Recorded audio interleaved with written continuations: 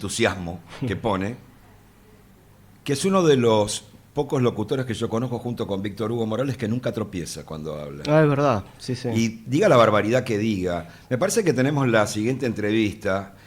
Mira, Raúl, con mucha facilidad ayer conseguimos contactar a Alejo Rossi, que es el presidente de la Federación Universitaria de Rosario. Es el cuarto o quinto presidente de una federación universitaria del país con el que vamos a conversar.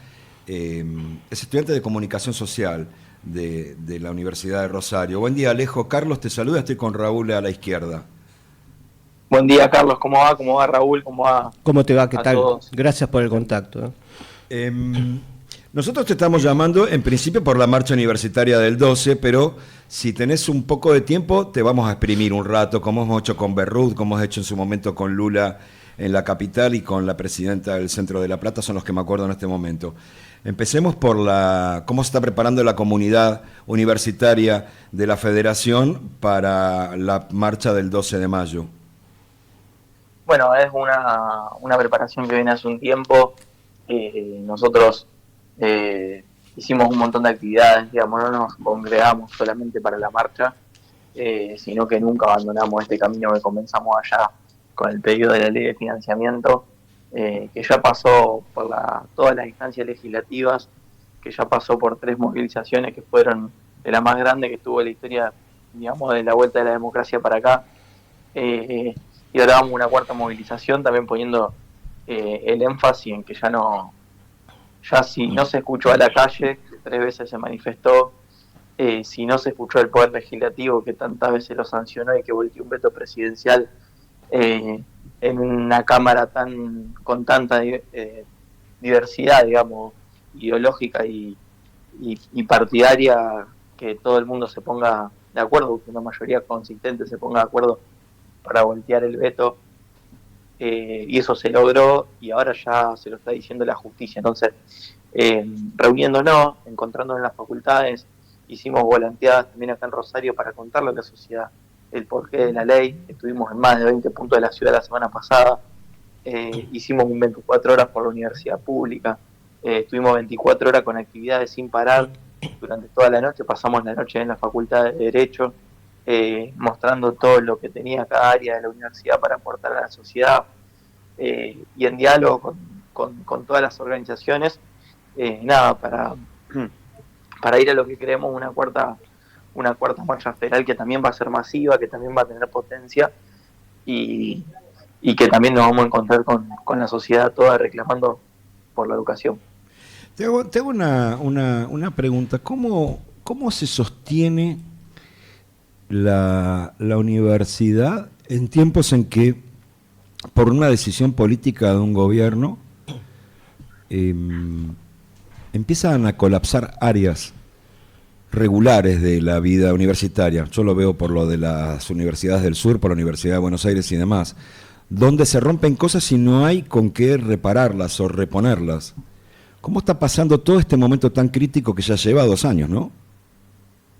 Se sostiene, y esto lo puedo decir con mucha claridad, día a día por el esfuerzo y el amor que le tienen quienes están dentro del sistema universitario, aún en la escasez, aún en las complicaciones, aún con docentes que tienen salario de miseria, aún con no docentes que reclaman por sus salarios, con todo el mundo haciendo su tarea. Nosotros, la UNR ha crecido, digamos, el número de inscriptos por desafiar a construir nuevas carreras a pesar del contexto, y eso se hace por el esfuerzo de mucha gente, por la creatividad, por ver de la manera que sea el poder construir todos los días, a pesar de las dificultades. Después es una realidad, digamos, si el docente que antes tenía el tiempo, o que en un momento tuvo el tiempo por su salario, de pensar una clase, de desarrollarla, hoy tiene que laburar 6, 8 horas de nube, además después de pasar a dar clase por el aula, la calidad indudablemente no va a poder ser la misma. Lo mismo así en todas las áreas. Pero realmente se pueden dilucidar las complicaciones, y también en este reclamo nos han llevado mucho a discutir que nosotros pretendíamos un punto más, un punto menos del presupuesto. Nosotros desde la parte estudiantil, las becas estudiantiles están congeladas. O sea, son 35.000 pesos, no alcanza para cubrir un mes de pasaje de colectivo. Realmente. Eso por parte de lo estudiantil. Los docentes, digamos, hay en su dedicación simple inicial, no llegan a 300.000 pesos. ¿Quién puede vivir con eso? Es realmente acuciante, pero tampoco la vehemencia con la que discutimos no tiene que ver ni siquiera con un punto más, un punto menos del PBI, que ya sabemos y que le hemos explicado por todos lados que no compromete fiscalmente al Estado, que ya lo falló y lo dijo la justicia en primera instancia, que no compromete fiscalmente al Estado, sino porque realmente una discusión, ¿qué valor le damos a la educación en nuestro país? O sea, yo lo dije muy claramente la última vez que en la anterior marcha, cuando nos tocó hablarle a todos, digamos, los que habíamos llegado ahí a la vera del río Paraná. Uno en su familia, digamos, qué padre, qué madre, qué abuelo, qué familia, cuando se tiene que ajustar, cuando los momentos son jodidos como este, cuando hay una situación económica acuciante, arranca por ajustar la educación de sus hijos. Nadie lo hace. Claramente. Digamos. Nadie lo hace. Entonces, el reclamo es qué lugar le damos y por qué lugar le damos a la educación en nuestro país. ¿Qué edad tenés, Alejo? Tengo 27 años. 27. ¿Y sos oriundo de Rosario o de otra parte de la provincia o del país? Soy de Pavón Arriba, un pueblo que queda a 40 kilómetros de Rosario. ¿Cuánta gente vive ahí? Contanos un poco, nosotros somos así también, somos personas. No, un pueblo muy chiquito. Pero más o menos, ¿cuánta gente? ¿Tenés idea? Sí, estamos alrededor de 2.000 habitantes. Vos sabés que, no, porque me estoy pensando no me acuerdo el nombre ahora de la charla, me voy a acordar de quién era presidenta de la Federación de La Plata, que venía de un pueblo al oeste de toda la provincia de La Plata, que eran 1.200. Creo que se llamaba Tres Algarrobos el pueblo, Raúl, algo así. No me acuerdo. Hablamos el año pasado con ella, pero bueno. Qué loco la Argentina. La Argentina escupe, no es la palabra más adecuada, pero pare chicas y chicos con vocación de cambio en lugares pequeñísimos a veces. Esto para caracterizarte, ya sé que esto no es un reportaje frívolo el que hacemos nosotros, pero nos ayuda bastante. ¿Te puedo preguntar alguna cosa vinculado a la carrera que estás estudiando? Sí, por supuesto. ¿Cómo ves, qué pasa con la comunicación en la Argentina? ¿Cómo se ve desde el estudiantado? ¿Qué pasa con los medios? ¿Qué pasa con la tergiversación de la realidad o directamente con el ocultamiento de las cosas? ¿Por qué los noticieros nacionales no te llaman a vos, ni a Joaquín Carvalho, ni a Joaquín Berrud, una mañana para preguntarle a un representante de miles de estudiantes universitarios del país qué está pasando? No, yo creo que la comunicación hoy ocupa un lugar central. Yo creo que ya, cuando se hablaba de comunicación por mucho tiempo, se pensaba en la tele y en la radio, y hoy lo que sale en la radio salen enlatados por otras redes, y es un sistema de retroalimentación constante. Y realmente hoy en día es preocupante, porque yo soy estudiante de comunicación social, y que un presidente abiertamente, cuando la comunicación y cuando tiene una centralidad para la vida democrática, y cuando realmente es un pilar, digamos, de la democracia, la libertad de prensa, se diga que el 95% de los periodistas del país no sirven para nada o no tienen ninguna tarea, es preocupante. Es preocupante y una señal de alerta. Es una manera de manejarse, digamos, los medios también hoy en día. Hay, digamos, está la suerte, digamos, de que una radio pueda salir a través de un recorte también por Twitter, por Facebook, por Instagram. Entonces digamos, no, la llegada a veces es difícil de medir porque uno por ahí hace un video y lo vio todo el país, y hace un video igual de interesante y lo vieron pocas personas. Pero yo creo que hay que establecer en la Argentina algunos puntos de la vida democrática que nosotros no debemos perderle pisada. Cuidar la comunicación, cuidar la libertad de prensa es parte necesaria de la democracia, cuidar la educación es parte de la democracia. Y por eso nada, nosotros le agradecemos a los medios que nos dan voz, que se comunican de una buena manera como lo hicieron ustedes, mandando un mensaje y preguntando por la posibilidad, y tratamos de estar y de cumplir con cada uno de lo que nos invita, porque ciertamente le están dando en este momento la voz de un reclamo justo y necesario para la Argentina. Alejo, te saco un poquito del tema de la educación. Hace un rato estuvimos hablando con Florencia Lorenzo, que es una militante del peronismo de la capital, que los días domingos reparten vianda de comida en el centro neurálgico del barrio típico de clase media, que es Caballito acá. ¿Cómo ves la situación en la calle en Rosario, de la gente, la situación social? No, la situación creo que es preocupante. Creo que hoy no se puede hablar, digamos, de un lugar en el país puntualmente que haya una diferencia. Sobre todo hay territorios y hay lugares que aún es más acuciante la crisis, pero se nota en el día a día. Se nota en lo que los consultores han llamado humor social. No, la gente no llega nadie a fin de mes.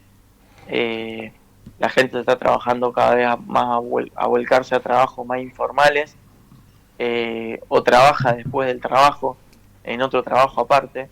Se nota también en la dinámica del estudiante. Hace unos años el estudiante era estudiaba y se quedaba a tomar un mate, a pasar un rato por la facu, a quedarse en el patio charlando. Y hoy en día vos lo ves a los estudiantes y salen corriendo con las carpetas al trabajo, llegan.